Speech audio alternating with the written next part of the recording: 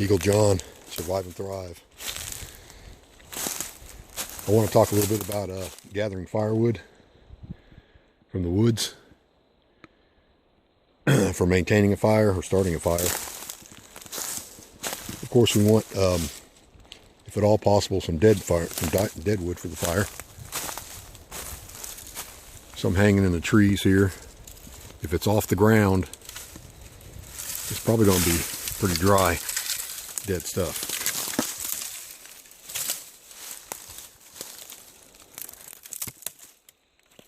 Yeah, that's cracking and breaking.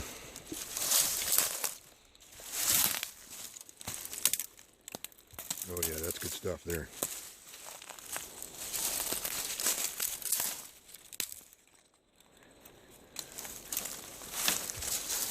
Stuff that's already on the ground, it's probably going to be rotten.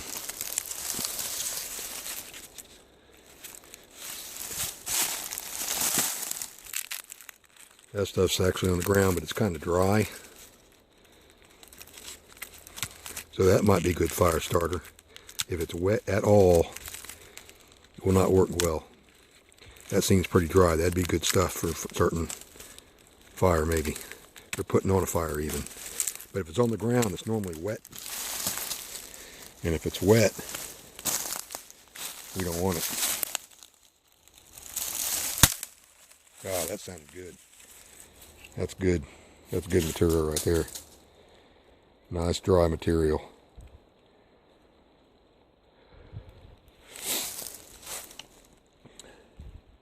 I'm seeing a lot of this stuff up in the trees here that's hanging.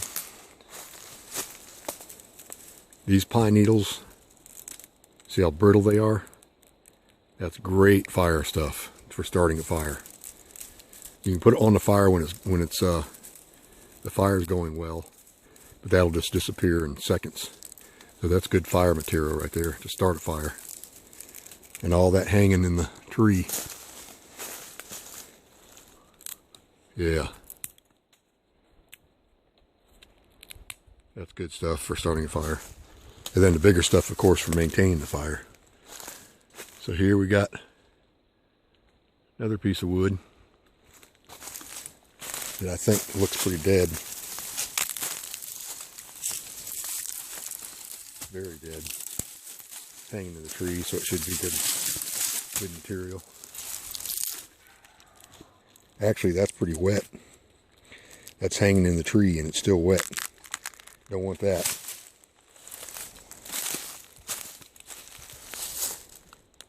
And when it comes to breaking firewood into pieces, you want them about as long as your arm, from your hand to about your arm, the top of your arm to your shoulder. You want at least that long.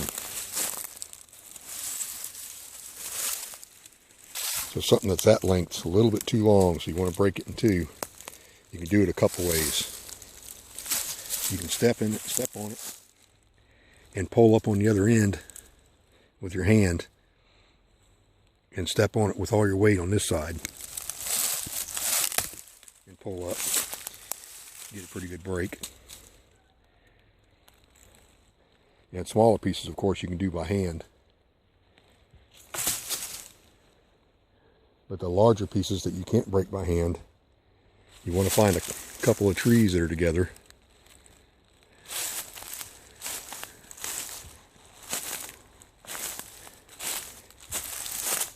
Here's a Y and a couple trees here. Those aren't too bad, that'll work.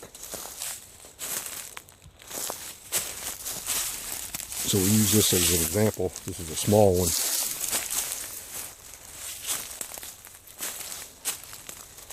Put that between the trees about where you want it to break.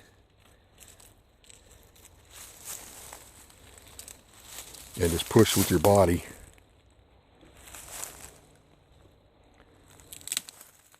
Break where you want it.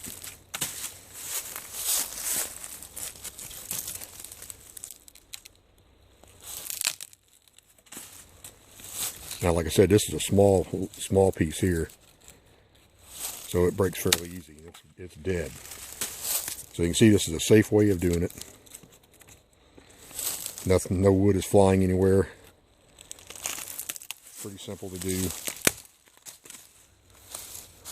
I said you want them about as long as your arm and your hand. And you get a nice little pile that stacks up in the center.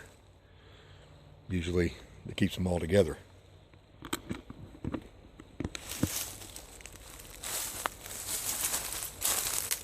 Now a couple ways you don't want to break wood.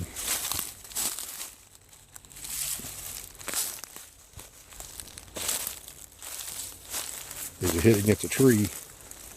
If you hit it against the tree real hard, it'll break and it'll come around the tree and probably hit you in the face or the arm or something that's going to break or maybe bleed. You don't want to be doing any of that out in the woods. And also you don't want to be pulling when you're breaking wood between two trees.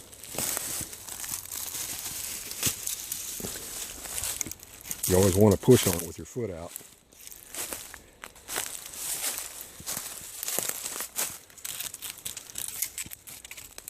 If I pull on this and it's very hard to break, I'll go flying backwards.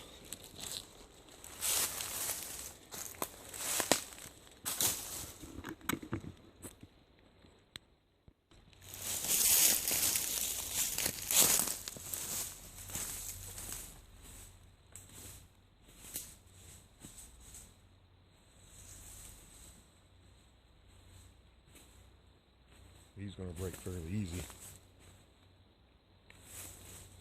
Something I want to do is put this in here.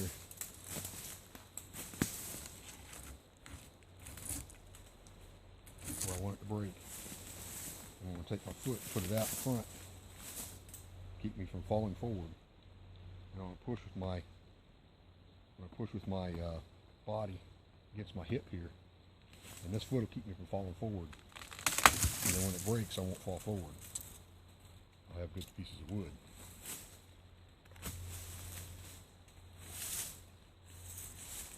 Like I said, something I don't want to do is take this. Small ones you can, but big ones, when you break them, you're going to fall backwards.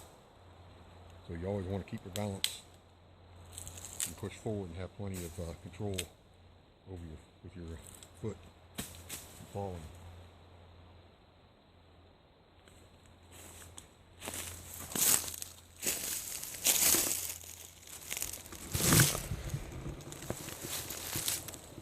So you got yourself a nice little pile of firewood. Of course, you don't want anything green. You don't want anything that has 3 leaves on it. If it has 3 leaves coming off each, that's probably poison ivy or poison oak.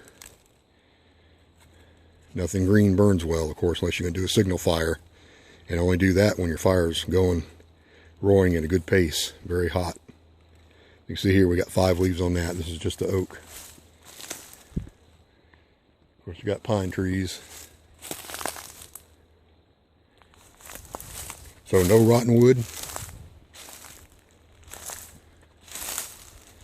No wet wood. No green wood live for burning on a fire. You can put it around the fire and you let it dry out. All that has leaves on it. That's all wet wood.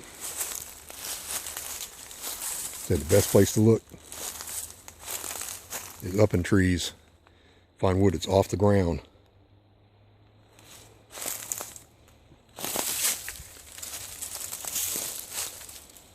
Here's a piece that's laying here. It's up off the ground. Once again, let's check this out. Oh yeah, that breaks off nice.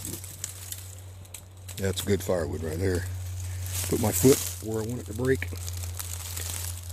Put all my weight on that foot. And then pull back on the other end about 2-3 feet out at least. The further you can get out on that limb, the better chance and the less effort you have to put forth to break it. Break what you really want it.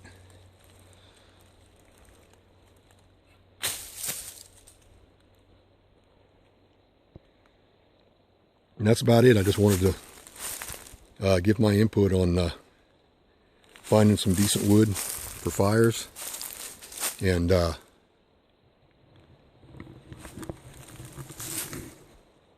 just my opinion on